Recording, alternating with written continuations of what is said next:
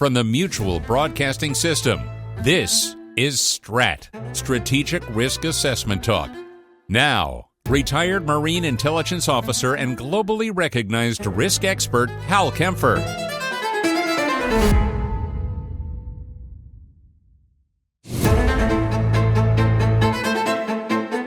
Welcome to STRAT, and I have a few things I'm going to be talking about today. Basically, I'm going to talk about what's been going on, this rapid pace of events. In fact, when I talk about this, I realize that everything I say will probably be dated because things are moving so quickly. And so I'm going to talk about what's happening with the, dare I say, peace talks or attempts for peace talks or something along those lines. I'm going to talk about what's happening with this Alaska summit that took place, this amazing meeting with 9 world leaders at the White House, and kind of where this is going and put some background on this thing. So basically all about ending the war in Ukraine, although there's a lot of different variations and things. And one thing I say, and I am on the news constantly and have been on the news constantly talking about this, that there's only so much we can cover. And there is some background stuff that we sometimes don't get into. So first off, this meeting in Alaska was held on Friday, August 15th. All right. And it was at Joint Base Elmendorf-Richardson, right near Anchorage, Alaska. I haven't actually been on the base, never had a reason to actually go on the base, but I have been up by the base. I've been there where the turnoff is and stuff, driving up that area. And it kicked off, Air Force One came in with President Trump, and then Putin came in with his plane, which surprisingly seems to be operational, considering Russian aircraft maintenance standards. But and they landed, and there were F-22s. Now there are F-22s up there. That is a fighter base, amongst other things, and they regularly go out there and intercept Russian aircraft that are flying international airspace, but right near Alaska. And when I say intercept, I don't mean they're shooting them down. They just go out there and keep an eye on them. But there was a B-2 flyover with F-5s, and I find it interesting. A lot of people are saying, well, this is undue homage or whatever to Putin and stuff. I also kind of say, yeah, but that's also a demonstration of U.S. power and strength and making a message to Putin that we have some incredible power. Now, I will say, having a meeting like this on a military base is very unusual. However, this was really fast. This happened within a week. There's a tremendous amount of security considerations that they have to put in. So putting on a military base in that context kind of makes sense. It was probably not enough time to do it anywhere else. So it really kind of made sense to do that. But it was a very unusual meeting. It was a highly anticipated summit, to say the least, and it went off. It was very cordial. They said some nice things, but it was very strange. Well, first off, 2 things. Number one, they greeted each other, very, very odd. They greeted each other on the red carpets, which was not odd itself. But then Trump invited Putin to ride in the Beast, the presidential limousine, to go to where they were actually meeting. I find that interesting. I got to tell you, if I was Secret Service, I'd be going through that back seat area completely looking for listening devices or anything else. Putin, you can take him out of the spy service, but you can't take the spy out of him. And I'm sure that if he probably had something, I wouldn't put anything beyond him. Let's just put it that way. And they rode over there and they had this cordial meeting and praised the meeting as very, very positive and constructive. Although nothing really concrete came out of it. It was, for Putin and Russia, this was a huge propaganda victory. The pariah leader of the pariah state was suddenly being feted on the world stage by the most powerful leader of the world and greeted and talked to in a very cordial way. I thought it was very strange at the end. The press conference wasn't a press conference. It was more like a press briefing. And there was nothing concrete. There was nothing significant put out in that entire. It was just, Putin kicked it off, which was very odd. Normally, Trump comes out with these things and says some words. I mean, that's just, I've watched him over the years. He can't resist. He loves the cameras, and he normally says something. He didn't say anything. He just came out. His body language was very strange. It was very, very, very down for Trump. He looked a little bit stiff. I mean, he wasn't being angry or anything lacking in cordiality, but he just looked very stiff for President Trump. And then Putin went off and did this long diatribe stuff in Russian, and then finished it off saying, "Hey, maybe we can meet next time in Moscow." And then President Trump kind of said, "Yeah, I don't think so. I said I'd be a lot of heat if I did something like that." But it was a very strange thing. And then off they all went, and it was just, and then all the spin factor becomes afterwards. But it was a very interesting thing. It was very, very odd, the way I think. Now, they talked about being extremely productive. They talked about being constructive, but they wouldn't. They said they agreed on some things, but they wouldn't say what those things were. They say they disagreed on some things. They wouldn't say what those things were. It was, pardon the expression, trumped up to be a really big summit. But when it came out of it, I think everybody was feeling a little bit nonplussed, which is what exactly happened there, other than the fact that, you know, Putin got to show himself off, getting the red carpet treatment in the United States. It was very unclear if anything constructive came of that. But as I said on the air recently, in working peace deals, it's kind of like making sausage, and nobody likes to see how the sausage is made. So maybe you could say this is part of the sausage. You know, maybe this was, you know, you go in there and you have to, you know, pump up Putin, so to speak, in order to get him to actually engage. So we'll see if that actually turns out. But Trump said the talks would not, no, I should say Trump went into this thing basically saying that the success, if they didn't get a ceasefire, it wouldn't be a success. He walked out of this thing saying that if there wasn't a ceasefire, there would not be a ceasefire. They're going for a full peace process. And it was very, very strange that he just dropped that completely, the whole thing for a ceasefire, and just went for this peace process thing altogether. And so that's what kind of came out of this deal. And obviously the Europeans and the Ukrainians were a little nonplussed on that as well. And they didn't talk about, he said he wasn't going to talk about territorial swaps. They did not talk about territorial swaps, but that is truly the elephant in the room, is this thing about territorial swaps. What he's alluded to, that Putin had agreed to some sort of security presence, if you will, security guarantees, and it really was kind of ambiguous, still is rather ambiguous, what he's agreed to. It sounded like initially he'd agreed to that there would be a peacekeeping force, maybe a very substantial peacekeeping force, and he didn't discount that the U.S. would be part of the peacekeeping force, but it was very interesting what came out of it there. Now, he left. There was a lot of stuff going on Sunday, very quickly, but I should mention that on Sunday, President Zelenskyy met with European leaders, and they met in Brussels for a Monday meeting in Washington, D.C. at the White House that took place. Now, one of the things I should mention before I get into land swaps too much, or the whole issue of land swaps, is that when Steve Witkoff was over in, before they had that meeting about a week before, Steve Witkoff was over in Russia meeting with Putin, and came away with the idea that Putin was going to give away Kherson and Zaporizhzhia Oblast, which is all those areas north of Crimea and south of the Donbass.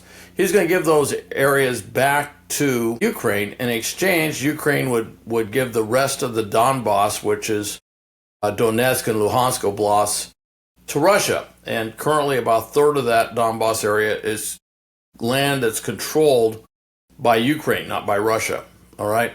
So he was very enthusiastic about that. Within a couple of days or 24 hours or whatever, that whole notion seemed to vaporize. And I think the Kremlin, as far as I could tell, shot it down and said, no, that was not discussed. That was misunderstanding, blah, blah, blah. But that was originally some of this optimism on the land swap thing, that there was going to be this huge land swap. And honestly, if Ukraine was offered Zaporizhzhia, Kherson Oblast in total back, I think that the Russia or the Ukrainian parliament or the Ukrainian legislature would have to seriously consider an offer like that, but that it apparently was not on the table. All right, now, but it was big that Russia, at least President Trump says Russia is willing to accept some security guarantees for Ukraine, so that is on the table, and that's very interesting to see. Now, Steve Witkoff told CNN that Russia had agreed to Article 5-like protections. Article 5 is the part of NATO agreement that says one for all for one, so to speak. But it includes military force, but if you actually read the language in Article 5, it kind of has an easy out, which is, that if one is attacked, all are attacked, blah, blah, blah, and every country has to respond as is appropriate, which literally could be, I'm sending half my military to fight the enemy in a neighboring country that they've invaded because they're part of NATO. All right, that's one way. But literally, you could also turn around and say, I'm sending a letter of strong support and I condemn what these evil outside invaders have done, and you just let me know how that goes. So it is a little bit vague in there. What makes Article 5 strong within NATO is we have this integrated command structure, integrated force structure, that if one attacks, the whole thing just kind of kicks in. That's how we're structured. And by the way, I would remind everyone, the only time Article 5 in NATO was ever imposed was when the U.S. was attacked on 9/11. So the only time all the NATO nations came together to fight a common enemy was when the United States was attacked. And I just want everybody to remember that before you think, oh, well, Article 5 is just all those Europeans who are getting a free ride or something. No, the Europeans took a lot of casualties fighting alongside U.S. troops in Afghanistan. And it wasn't so much under Article 5, but they also fought alongside U.S. troops as part of the coalition of the willing in Iraq. So I just kind of want to point that out in case anybody's having some historical memory problems there. But they're talking about doing something like that. But Article 5, even something like Article 5, which it wouldn't be Article 5 because they're not talking about Ukraine becoming part of NATO. It is kind of loosely written, and it isn't as strong as a lot of people think it is. It doesn't automatically commit countries to sending troops. Now, going to this meeting in Brussels, President Zelenskyy met that Sunday after the Alaska summit with European leaders. They kind of obviously strategized, discussed, came up with a game plan, and then they went off to Washington, where they had a very cordial day, very positive discussions. Everyone was afraid that they'd see a repeat of what happened in the Oval Office in February with President Zelenskyy. That absolutely did not happen. President Zelenskyy did not wear military attire. He actually wore kind of a modified suit thing, which President Trump remarked upon, which, as you remember, J.D. Vance kind of remarked upon in February when he was in more paramilitary attire. Anyway, long story short, they met, even though President Trump has talked about going right for this peace process, kind of like Putin talks about going for a peace process. Both President Macron of France and Chancellor Merz of Germany specifically brought up the need for a ceasefire before there's any negotiations on a full peace agreement. All right. Now, I was kind of watching that closely because I wanted to see what President Trump's response was, because he had just shifted his position away from ceasefire to going right into peace discussions. I thought it was a fairly even-handed response. He didn't chomp at the bait. He didn't say anything. And you know it when he's ready to chomp at the bait on something. But he didn't do that. He kind of just said, well, it'd be great if we could do that, but I don't think we can do that. I thought that was kind of interesting. Everyone came out very positive on what happened. There was a lot of praise by all these leaders for President Trump getting them to this point. There was a call somewhere in the afternoon to President Putin. Interesting, the call did not go at the very end of the day as it originally was billed. It went kind of in the middle of discussions. President Trump has a reputation of kind of sticking with whatever he heard the last person say. That's his reputation, all right, for whatever you want to say. And I think President Zelenskyy and the Europeans wanted to make sure that at the end of the day, they had the last word with President Trump. They didn't want Putin to have the last word with President Trump. They saw what happened on Friday when President Trump shifted his position pretty dramatically, in many ways kind of mirroring the Kremlin talking points. And so they wanted to very much make sure they had the last meeting. So what came out of this? Well, there was nothing huge that came. Well, I think something huge came out in terms of weapons commitments. I'll get to that in a bit. But they did say, hey, we need to go on to a meeting, either a bilateral, which means Zelenskyy or Putin, or a trilateral, meaning Putin, Zelenskyy, and Trump would be there. The bilateral is kind of interesting. Putin's position on Zelenskyy and Ukraine is Zelenskyy is not a legitimate national leader, and Ukraine is not a legitimate nation state, and they should be part of Russia. Period. He's never changed that. That's his view. He does not see them as legitimate. A bilateral is difficult. I would think that Putin would have a tough time just shaking Zelensky's hand when they met. I think Zelensky'd have a tough time shaking Putin's hand for that matter as well. But he doesn't see Zelenskyy as a foreign leader. He just sees somebody that they tried to kill multiple times that they weren't able to kill. All right? So that's an issue. By the way, where would they hold it? It probably would not be in the U.S. I've heard Geneva floated. I'm kind of curious. Putin's got a problem. He's got an international criminal court warrant out for his arrest. So there's only so many places they can actually hold this thing. Turkey, the UAE, United Arab Emirates, I should say, maybe in Doha and Qatar, but there aren't that many places where they could hold it. How would it be conducted? How would it be moderated? I think the two of them just talking to each other directly, I don't know that would be horribly productive overall, because I could see that thing going sideways very quickly. And certainly for Zelenskyy, there's a serious chance that they're going to use this as a possible vector of attack, if you will, to try and take him out. Putin definitely sees Zelenskyy as a very symbolic force of Ukrainian nationalism. One of the things that's holding their country together, holding the resistance together to the Russians. And his services have tried to take him out many, many times. And that cannot be discounted, that he would try to use this as a venue for assassination. So, that's kind of interesting. And at the end of the day, the discussions were talking about maybe bilateral before the trilateral, whatever. But I think there's real difficulty there. The trilateral, and Trump offered, says, hey, I could be there at this meeting with you. And Zelenskyy jumped on that, said, boy, that'd be great. Let's do it. Let's make sure you're there. That actually is a lot easier, because for Putin, he's going to a meeting where President Trump will be there, the most powerful leader in the free world.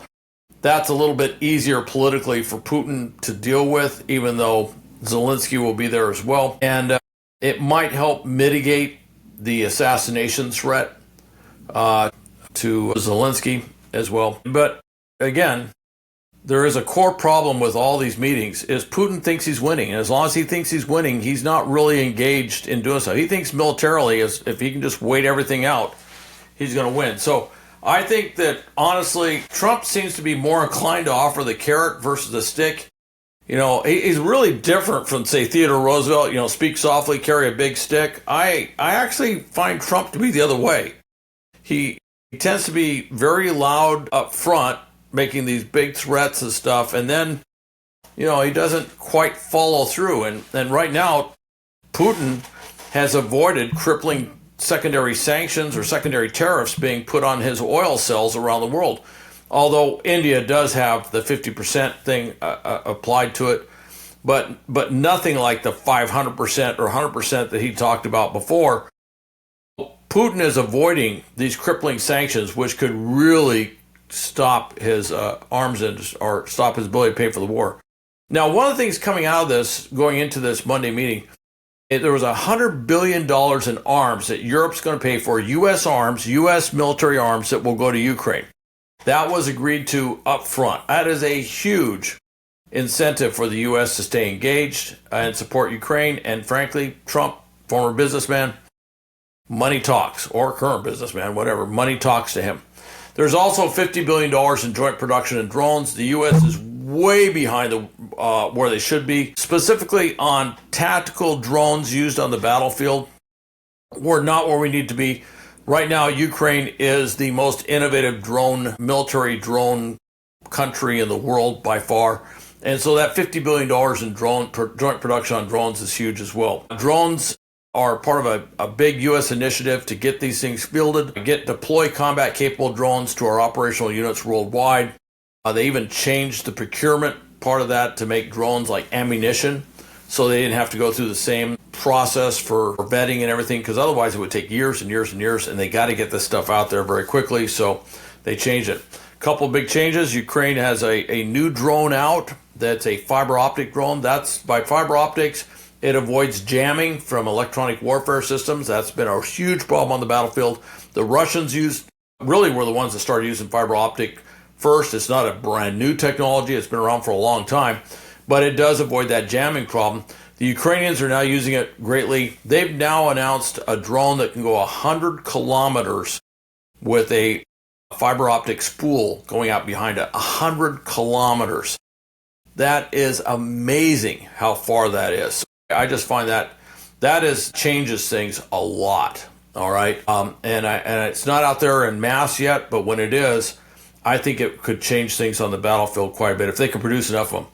Ukraine across the board produces I think they're on track to produce about 4 million drones total this year. That's a lot of drones. Well, most of those are smaller first-person view battlefield drones, but still, it's an enormous amount of drones. Ukraine also has a new missile which is equivalent to the Tomahawk missile. If you recall the missile that we used in Iran, it's a big missile. It's called the Flamingo. Carries 1,000-kilogram warhead. Has a range of about 3,000 kilometers, which is over 1,800 miles. It can shoot east of the Ural Mountains in Russia. It can even shoot into the Asian parts of Russia, basically bringing a lot of stuff in. Basically, any area that they want to hit that Russia uses to support the war in Ukraine, I think they can, with this missile, they can pretty much hit it. All right. Now, the issue of land swaps, there's some big problems there. One is Putin doesn't want it because he can't take that land in Donbass. That's a massive defensive zone. The Ukrainians control key terrain. They've got that thing really dug in well. So he wants to get that, and that's why he was pushing Trump to get off the ceasefire thing and go for the peace deal, because I think the last estimate I heard it would take about 4 years for him to take that Donbass area that he doesn't control. So at the current rate of advance. So that's just something he can't do. Ukrainians see this as land that was literally paid for, if you will, in Ukrainian blood, defending it. And the Ukrainian Constitution doesn't give Zelenskyy the right to negotiate that away. All he can do is take it back to the parliament, and they have to discuss it and stuff, and the Constitution has very significant process things he has to go through. So even if he agreed to it, it's very conceivable that he could take it back to Kyiv and be told, nope, you're not. That's not good enough. That's not going to take it. Now there was that thing. There is that question about Zaporizhia and Kherson, those areas Russia doesn't want to give those up. Russia's saying, no, we want to freeze that area. We want to hold on to that where we are, and then we take over this area of the Donbass, and we give you these little tiny areas way up north these little minor incursions up north, which really isn't much of a trade. It's right now what's on the table is Russia says, hey, we get a ton of stuff and you don't get anything. And that's really not much of an agreement. So the U.S., Secretary Rubio said, look, both sides are going to have to give on this one. And right now, nothing's showing that Russia's ready to really change its goals or its position on this stuff. So now what will security guarantees look like? It's possible U.S. boots could be on the ground, but it's also possible the U.S. may be providing air support, other things, intelligence sharing, kind of like what it's doing now.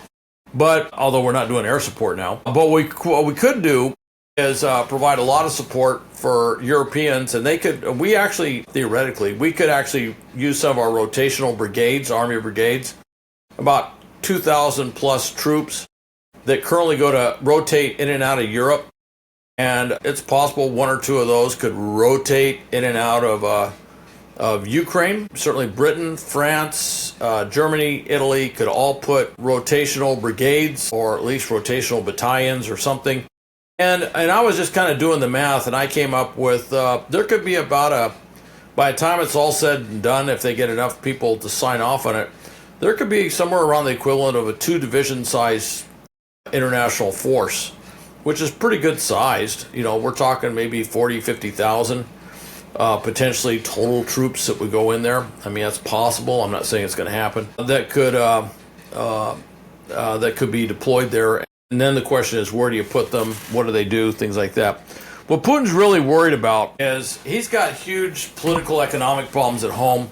His numbers are somewhat bogus in terms of the Russian economy. And what he's fearful of, especially if those secondary sanctions get kicked in, is the Russian economy grinds to a halt.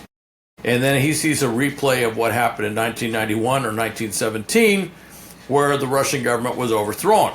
All right, so that's what he's fearful of, is his longevity in office. So we'll see how this goes. There's a lot to be worked out. I would say if you're planning on going out and buying confetti or setting up a celebration, you might want to hold off on that. There's a lot of really tough negotiating ahead. Hey, thanks for listening to Strat. Please go to stratpodcast.com. You can go to my YouTube channel, Hal Kempfer TV. You can go to my website or my company's website at GRIPSA for Global Risk Intelligence and Planning, gripsa.com. And thanks for staying tuned. It's a very dynamic, fast-changing world, and there's a lot to discuss.